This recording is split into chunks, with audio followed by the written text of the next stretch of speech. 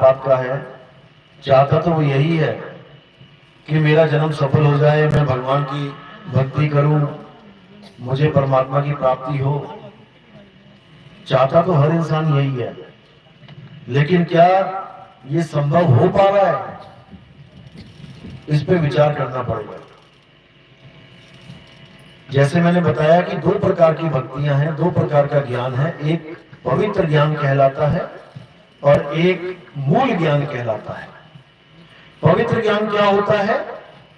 जो ज्ञान आपको आपके घर में, आपके परिवार में, आपके समाज में, आपके शहर में, आपके देश में आपको जो मिलता है, उसको पवित्र ज्ञान कहते हैं। जैसे कोई हिंदू के घर में बच्चा पैदा हुआ, अब नो डाउट उसको वही करना है जो उसके घर वाले करेंगे। यानी वो सोचने समझने की ताकत रखता हुआ भी अपनी सोच और समझ को यूज नहीं कर पाएगा, क्योंकि उसे बचपन से सिखा देंगे कि बेटा तू हिंदू का बच्चा है, तुझे मंदिर जाना है। मुसलमान का कोई बच्चा पैदा हो गया तो उसको कहो मंदिर की कभी शक्ल ही ना दिखाएं, उसको सीधे नमाज पढ़ने के लिए मस्जिद ले जाना शुरू कर देंगे। इसी प्रकार ईसाई और सिख के साथ भी यही होगा। यानी हर प्रकार का बच्चा जो ज्ञान प्राप्त कर रहा है, सबसे पहला ज्ञान वो अपने घर से ही प्राप्त कर रहा है। माँ बाप क्या करते हैं वही बच्चा करेगा। इसको कहते हैं पवित्र ज्ञान। यानी कि इस ज्ञान के द्वारा आप एक पवित्र आत्मा कहलाओगे। लोग कहेंगे देखो रोज जाता है सुबह मंदिर उठ के, बहुत पवित्र आत्मा है। देखो मस्जिद जाता है, 5 टाइम नमाज पढ़ता है, बहुत पाठ बनता है, पवित्र बनता है। ईसाई है, सिख है, देखो गुरुद्वारे जाता है, चर्च जाता है, बहुत प्यारा बंदा है, बहुत भगत बंदा है।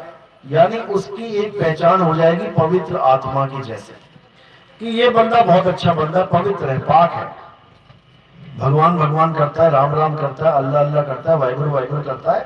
अच्छी बात है, लेकिन बंदा नेक है। अब ये जो ज्ञान है पवित्र ज्ञान, अच्छी बात है कि हम किसी रास्ते पे चले, चाहे शुरुआत हमने कहीं से करी, लेकिन इससे हमारी मुक्ति नहीं होती। जो बोला गया कि ये जन्म तुम्हारे लेखे, इससे हमारा जन्म उसके लेखे नहीं लगेगा। हाँ, उसके नाम की भक्ति जरूर करेंगे, लेकिन लेखे नहीं लग सकता। क्यों नहीं लगेगा? इस कारण को बड़ी गहराई से जानना पड़ेगा। यानी आपको प्यास लगी है तो अच्छी बात है, आप पानी का नाम जपना शुरू कर दो। पानी पानी, जल जल, वाटर वाटर, नीर नीर, तोय तोय। अच्छी बात है कि आपने पानी का एक नाम जाप कर लिया, लेकिन आप 100 साल भी पानी पानी जपते रहो, वाटर वाटर जपते रहो, जल जल जपते रहो, क्या आपका गला गीला हो जाएगा? सोचने वाली बात है, विवेक की बात है। एक जगह मैंने ये बात पूछी तो एक कहता हाँ हो जाएगा। मैंने कहा भाई जिस दिन हो जाएगा उस दिन फोन कर देना, विश्वास की बात है। वो कहता है राम राम करने से राम मिलेगा, ठीक है, तो पानी पानी करने से पानी भी मिल जाना चाहिए, पैसा पैसा करने से पैसा भी मिल जाना चाहिए। फिर क्यों बाहर जा रहे हो, दिहाड़ी कर रहे हो, काम कर रहे हो, घर में बैठ के जपो पैसा पैसा पैसा पैसा, मिल जाए पैसा। ऐसा नहीं होगा। तो उसने भावुक होकर बोल तो दिया कि हाँ पानी पानी करने से गला गीला हो जाएगा, अगर विश्वास है तो। मैंने कहा ठीक है, तू आज से चालू कर दे, पानी पीना मत। तू आज से पूरे विश्वास से चालू कर दे कि पानी पानी जपना, पानी मत पीना। याद रखना, बिना पानी पिए 1 दिन गुजार दे, 2 दिन गुजार दे, 1 हफ्ता गुजार दे, पानी नहीं पीना है। पूरे विश्वास से पानी पानी जपना है। और जिस दिन तेरा गला गीला हो गया पानी पानी जप के, तू मुझे फोन कर दिए, मैं ये लाइन ही सत्संग से काट दूंगा, अपने सत्संग में ये लाइन ही काट दूंगा, क्योंकि भाई ये तो झूठी हो गई लाइन।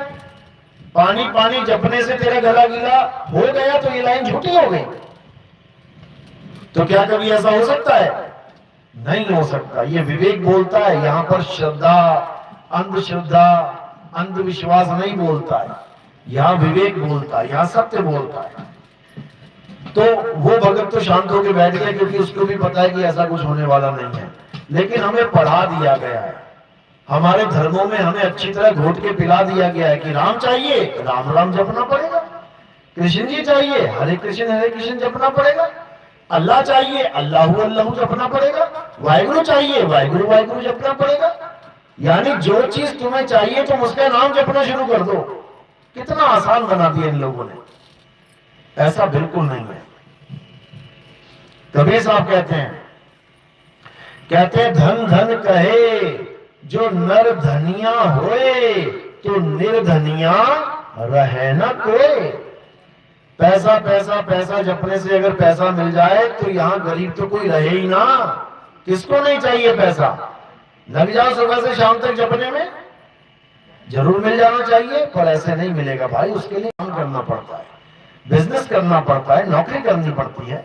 इसी प्रकार जैसे पैसा बिना जुक्ति के नहीं मिलेगा, इसी प्रकार भगवान परमात्मा अल्लाह वाहिगुरु भी बिना जुक्ति के नहीं मिलेगा, और जुक्ति से ही मुक्ति होती है। जितनी जल्दी ये बात समझ में आ जाए उतनी ही जल्दी तुम्हारा भला हो जाएगा।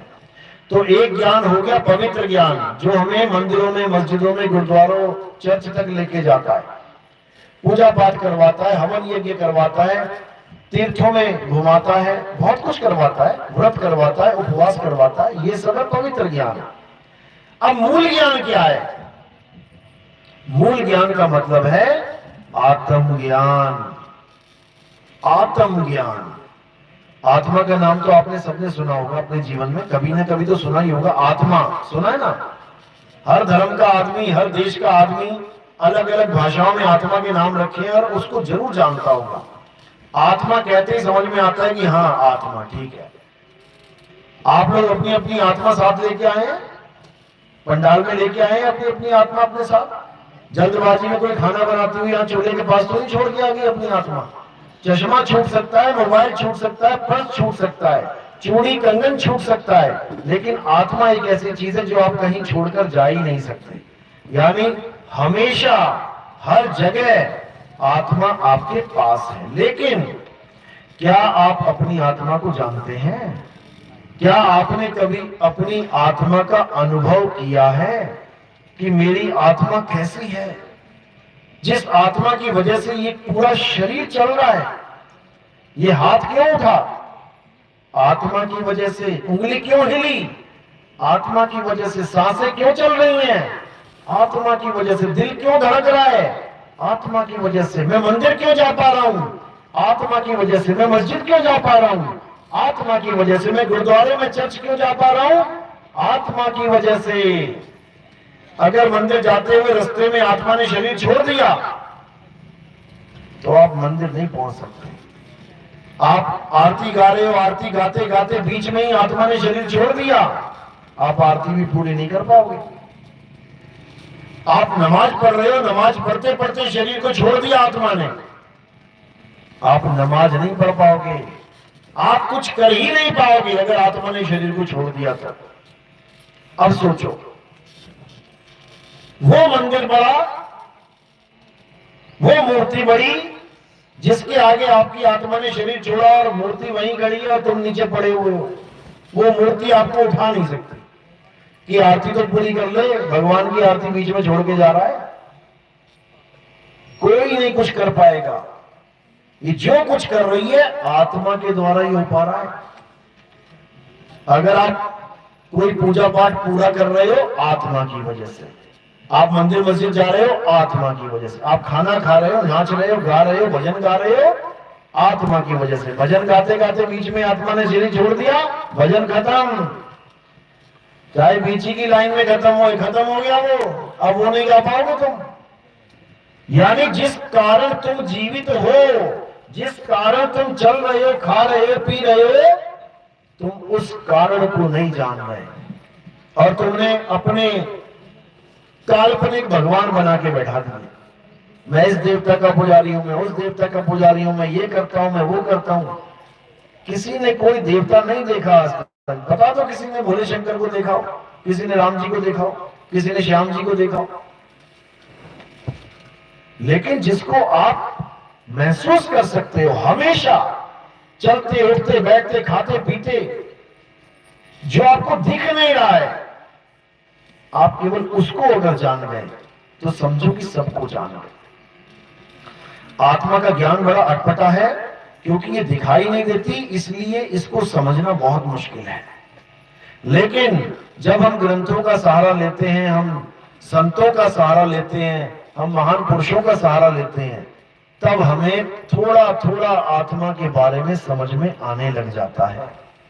और आत्मा का ज्ञान समझाना केवल और केवल भेदी गुरु के बस की बात है, नहीं तो कोई आपको आत्मा का ज्ञान नहीं समझा सकता। जितना मर्जी जोर लगा ले कोई, आपको वेद पढ़ा देगा, पुराण पढ़ा देगा, गीता पढ़ा देगा, संतों की वाणियां पढ़ा देगा, कुरान पढ़ा देगा, बाइबल पढ़ा देगा, इंजील पढ़ा देगा, तौरात पढ़ा देगा, सब कुछ पढ़ा देगा, लेकिन आपको आत्मा का ज्ञान नहीं दे सकता। क्यों? क्योंकि आत्मा की पढ़ाई बिल्कुल अलग है। आत्मा की पढ़ाई का जिक्र कहां पर है? आप गीता पढ़िए।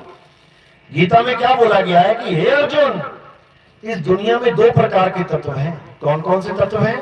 एक वो जो असत्य है, झूठा है, नकली है, और एक वो जो सत्य है, असली है। कौन कौन सा झूठा है, नकली है, कौन कौन सा असली है, इस पे प्रकाश डालेंगे। झूठा किसको बताया? हे अर्जुन, जो आंखों से दिखाई देता है, जो पल पल बदलता है, जिसका जन्म और जिसकी मृत्यु हो जाती है, वो झूठ है। अब देखो अपनी आंखों से क्या नहीं दिखाई देता। हर चीज दिख रही है, ये शरीर दिख रहे हैं, झूठ है। ये तंबू दिखाई दे रहा है, झूठ है। ये मंदिर मस्जिद गुरुद्वारे दिखाई दे रहे हैं, झूठ है। आंखों से दिखने वाली हर चीज झूठ है। क्यों? क्योंकि बदल रही है, माया है। हे अर्जुन, जो चीज बदल जाती है, जो परिवर्तनशील है, वही माया है।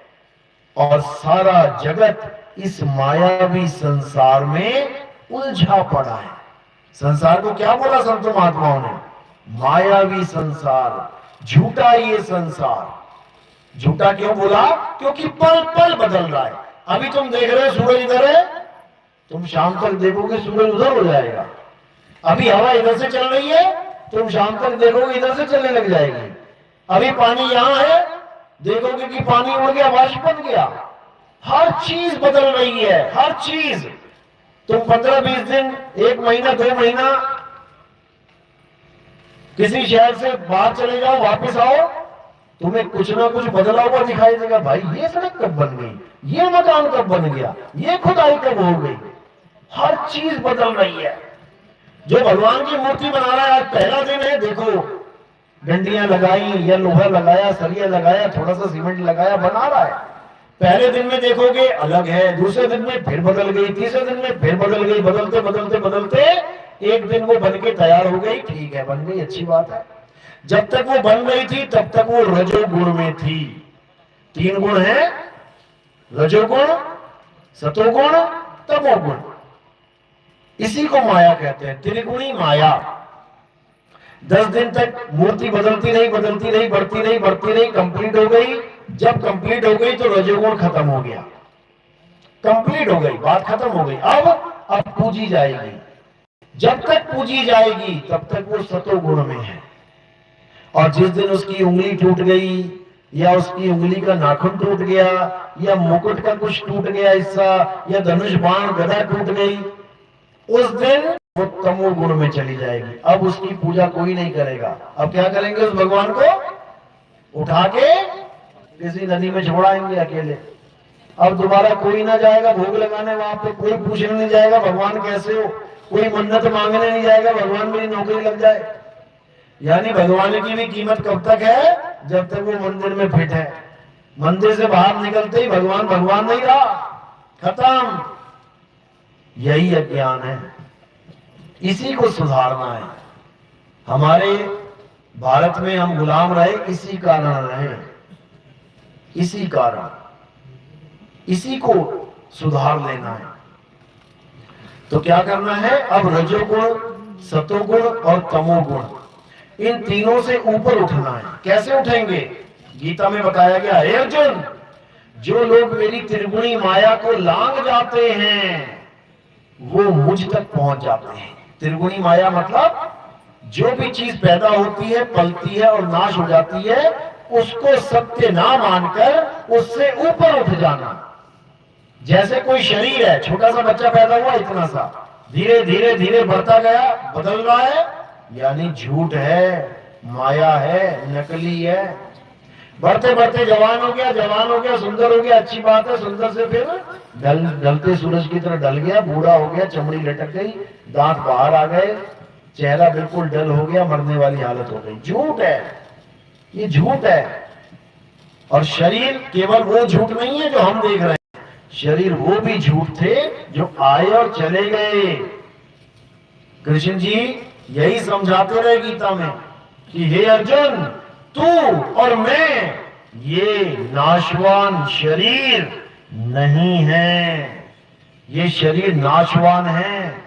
जब कृष्ण जी आए तो इतने से थे, पिताजी सिर पे उठा के लेके गए, उनको कहीं और शिफ्ट कर दिया। धीरे धीरे बड़े होते गए शरीर बदलने लगा, यानी जो बदले सो माया संतो, माया भी शरीर है ये। यानी उन्होंने हर तरह से अर्जुन को समझाने की कोशिश करी। अर्जुन वो नहीं था जो वहां बैठा था, अर्जुन आप लोग हो, आपको समझाया जा रहा है गीता का ज्ञान कि हे अर्जुन, यानी हे अज्ञानी जीव, तू और मैं ये शरीर नहीं है। गलती से तू अपने आप को शरीर मत मान लेना, शरीर तो तुम एक दिन छोड़ के जाओगे, तुम एक दिन इस शरीर को छोड़ दोगे। तो जिसने छोड़ा वो कौन है? मैंने माइक को पकड़ा, इसका मतलब ये नहीं कि मैं माइक हो गया, मैं माइक को छोड़ दूंगा, इसका मतलब माइक से परे मैं कुछ हूं। अब मैं हूं क्या, यही समझना है। इसको गीता में स्पष्ट बताया गया। हे अर्जुन, ये जितने राजा महाराजा दिखाई दे रहे हैं, ऐसा कोई समय नहीं था जब ये नहीं थे, और ऐसा कोई समय नहीं था जब ये नहीं होंगे, ऐसा कोई समय नहीं आएगा जब ये नहीं होंगे। ये सदा थे, सदा हैं, सदा रहेंगे। इसी प्रकार हम और तुम भी सदा थे, सदा हैं, सदा रहेंगे। लेकिन हमारा स्वरूप क्या होता है वो हम जान नहीं पाते। अभी तो हमें दिखाई दे रहा है कि हाँ हम शरीर हैं, अलग अलग हैं। जब शरीर भी नहीं बने थे तब हम कैसे थे, उस स्वरूप को जानना है। और वो एक ही स्वरूप है। जैसे किरणें अलग अलग हैं, लेकिन किरणें जहां से आई हैं वो एक ही स्वरूप है।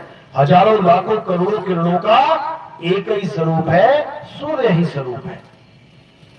इसी प्रकार हजारों लाखों नदियों का एक ही स्वरूप है, समुद्र ही उसका स्वरूप है। वो सारी नदियां जब समुद्र में मिल जाएंगी तो भले उसका नाम अलग है, उसका घनत्व अलग है, उसकी लंबाई चौड़ाई अलग है, लेकिन समुद्र में मिलके वो समुद्र ही हो जाएगी, उसका असली स्वरूप उसको मिल जाएगा।